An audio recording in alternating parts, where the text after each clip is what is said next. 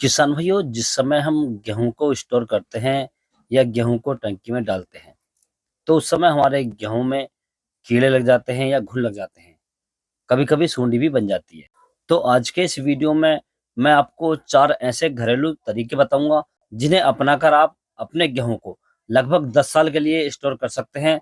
और ये तरीके एकदम फ्री ऑफ कॉस्ट है, अर्थात इनमें आपको कोई भी रुपया खर्च नहीं करना है और आप अपने गेहूं को लगभग 10 साल के लिए स्टोर कर सकते हैं और सुरक्षित रख सकते हैं। किसान भाइयों, गेहूं की फसल में घुन का लगना, सुंडी का लगना या कीड़ों का पड़ना एक आम समस्या है। जब हम गेहूं की फसल को निकाल करके खेतों से लाते हैं और घर में स्टोर करने के लिए रखते हैं, तो कुछ दिनों के बाद हम देखते हैं जो हमने गेहूं स्टोर की थी या जिस गेहूं को हमने टंकी में डाला था, उस गेहूं में जो कीड़े हैं या घुन हैं या सुंडी वगैरह ये लग जाती है।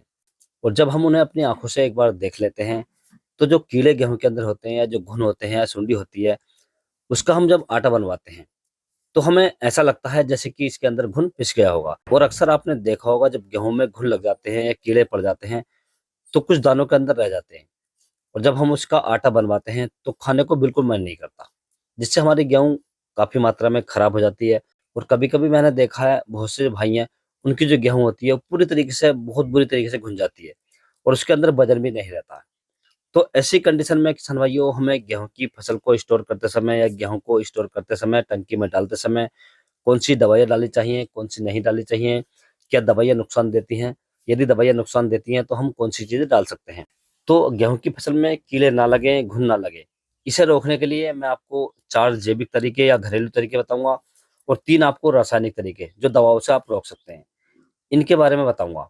और ये दोनों तरीके मैं आपको ऐसे बताऊंगा, यदि आप अपनी गेहूं को टंकी में स्टोर करते हैं, किसी भी चीज़ में स्टोर करते हैं, तो आपकी गेहूं में लगभग 10 साल तक कीड़े नहीं लगेंगे। तो नमस्कार दोस्तों, मैं आपका दोस्त महिपाल सिंह और आप देख रहे हैं आपका अपना मनपसंद यूट्यूब चैनल MS टेक्निकल खेती। किसान भाइयों, आपसे छोटी सी एक रिक्वेस्ट है, यदि आप वीडियो पर पहली बार आए हैं, चैनल को पहली बार देख रहे हैं, तो आप वीडियो को लाइक करें, चैनल को सब्सक्राइब कर लें और वीडियो को अपने दोस्तों में जरूर शेयर करें, ताकि इस वीडियो से किसी भाई का जो गेहूं है वो घुनने से बच सके या खराब होने से बच सके। तो दोस्तों, वीडियो को स्टार्ट करते हैं। सबसे पहले दोस्तों, आप जब अपने गेहूं को स्टोर करें तो आपको लगभग 4 बातों का बहुत ज्यादा ध्यान रखना है। तो सबसे पहले दोस्तों, जो आपने अपने खेतों से गेहूं निकाली है या आपने किसी से मोल ली है या आपने कहीं से भी गेहूं ली है, सबसे पहले आपको जो गेहूं है वो घर को लेकर आनी है और घर लाने के बाद में उसे अच्छे से 2 से 3 दिन सुखाना है। और 2 से 3 दिन सुखाने के बाद आपको गेहूं को एक कमरे में डाल देना है। कमरा हवादार होना चाहिए, जिसके अंदर हवा का आदान प्रदान होता हो। जब गेहूं पूरी तरीके से ठंडी हो जाए, उसके बाद आप उसे टंकी में स्टोर कर सकते हैं या कहीं भी स्टोर कर सकते हैं। ऐसा करने से हमारे जो गेहूं के अंदर नमी होती है वो समाप्त हो जाती है और गेहूं भी ठंडा हो जाता है, जिससे हमारे गेहूं में कीड़े नहीं पड़ते हैं। दूसरा, गेहूं को सुखाने के बाद तुरंत टंकी में ना डालें, अर्थात गर्म गेहूं टंकी में ना डालें। और तीसरा किसान भाइयों, जो आपकी गेहूं है जो आपने खेतों से निकाली है, उसे आप अच्छे से साफ कर लें, ताकि उसमें कबाड़ा ना हो, लकड़ी ना हो और भूसा ना हो। यदि कबाड़ या लकड़ी भूसा होगा तो नमी पकड़ेंगे और नमी पकड़ने के बाद में उसमें कीट उत्पन्न हो जाते हैं, कीड़े बन जाते हैं। तो इसका भी आप विशेष ध्यान रखें।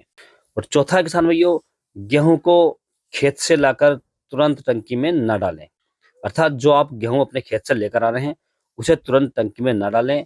पहले उसे 3 से 4 दिन किसी हवादार कमरे में डाल दें और उसके बाद आप टंकी में भर सकते हैं। तो इन बातों का आपको विशेष ध्यान रखना है। यदि आप इन बातों का ध्यान रखेंगे तो आपकी गेहूं में कभी कीड़े नहीं पड़ेंगे।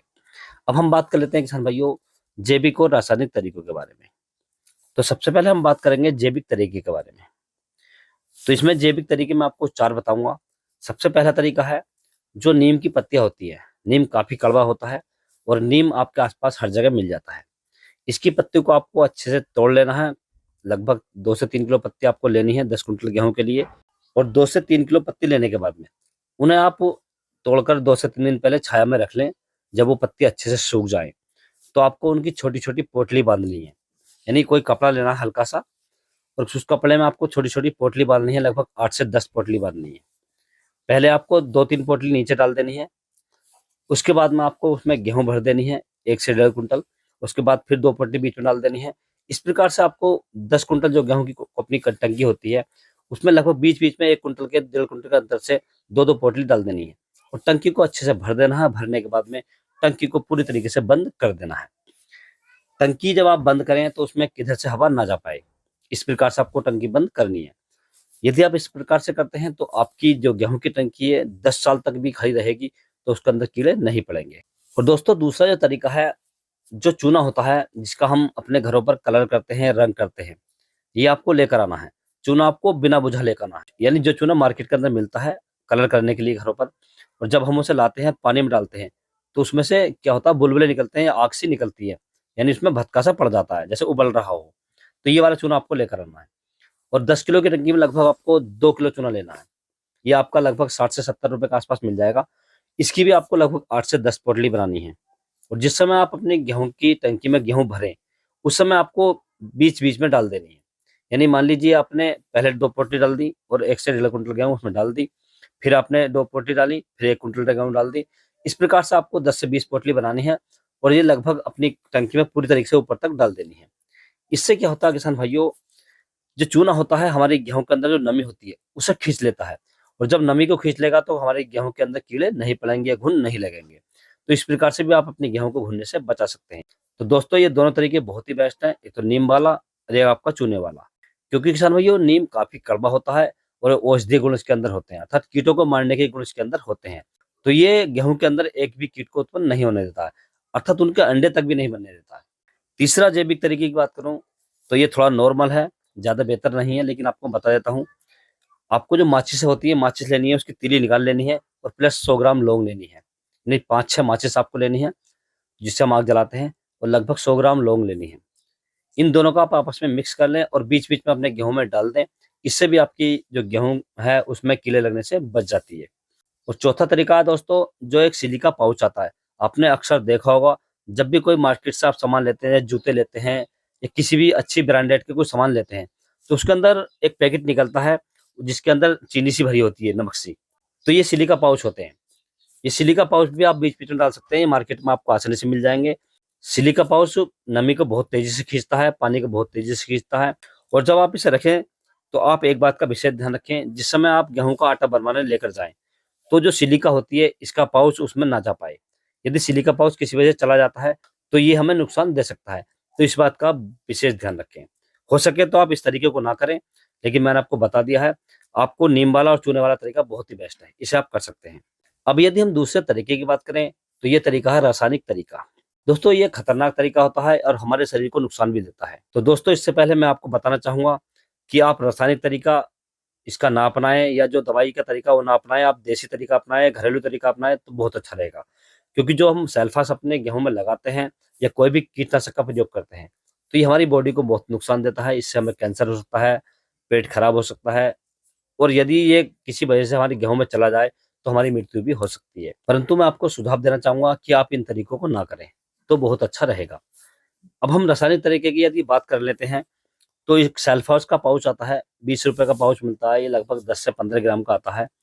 ये आपको पाउच लेना है और पाउच लेने के बाद में उसे फाड़ लेना है, उसके अंदर एक पाउच और निकलेगा। उसका आपको क्या करना है, वो कपड़े में बाँधना अच्छे तरीके से। कपड़े में बाँधने के बाद में पहले आपको अपनी टंकी में 1 कुंटल गेहूँ ल डाल देनी है, और 1 कुंटल गेहूँ डालने के बाद में उस पाउच को डाल देना है, और डालने के बाद में अपनी जो टंकी है वो पूरी तरीके से भर देनी है दोस्तों। इस प्रकार से भी आपकी ये जो गेहूँ की टंकी है उसमें कीड़े नहीं लगेंगे, परंतु उस गेहूँ को खाने में आपको नुकसान ज़रूर होगा। दूसरा तरीका है, एक पाउडर आता है मार्केट के अंदर जो 20 रुपए का 10 रुपए का पाउच आता है, इसे भी आप लगा सकते हैं। और तीसरा तरीका है, जो मार्केट के अंदर फिप्रोनिल आती है 5% वाली, जिसे हम रेजेंट के नाम से जानते हैं, जो लाल कलर की आती है। ये आपको लगभग 50 ग्राम लेनी है और कपड़े में बाँध लेनी है। कपड़े के बाँधने के बाद में आपको 1 कुंटल गेहूँ अपनी टंकी में डाल देने हैं, और डालने के बाद इस पाउच को टंकी में डाल देना है और टंकी को पूरी तरीके से भर देना है। इससे भी आपकी गेहूँ की टंकी में या गेहूँ में कीड़े नहीं पड़ेंगे। तो इस प्रकार से दोस्तों आप अपनी गेहूँ की टंकी में इन दवाइयों को लगा सकते हैं या गेहूँ स्टोर करते समय इन दवाइयों का इस्तेमाल कर सकते हैं, और अपनी गेहूँ में कीड़े पड़ने से बचा सकते हैं, कीड़े पड़ने से रोक सकते हैं। और जिन किसान भाइयों की गेहूँ में कीड़े लग चुके हैं या घुन लग चुके हैं, वो भी कंट्रोल कर सकते हैं और अपनी गेहूँ को लंबे समय तक सुरक्षित रख सकते हैं। यदि दोस्तों आपको किसी अन्य के बारे में कोई जानकारी चाहिए तो आप मुझे कमेंट्स कर सकते हैं या व्हाट्सएप पर मैसेज कर सकते हैं। व्हाट्सएप का नंबर मैंने नीचे डिस्क्रिप्शन में दे रखा है, आप वहां से ले सकते हैं और आप किसी भी बारे में कोई भी जानकारी ले सकते हैं। यदि दोस्तों मेरे द्वारा दी गई जानकारी आपको अच्छा लगी हो, वीडियो पसंद आया हो, तो वीडियो को लाइक करें, शेयर करें और चैनल को जरूर सब्सक्राइब करें। Thanks for watching my video.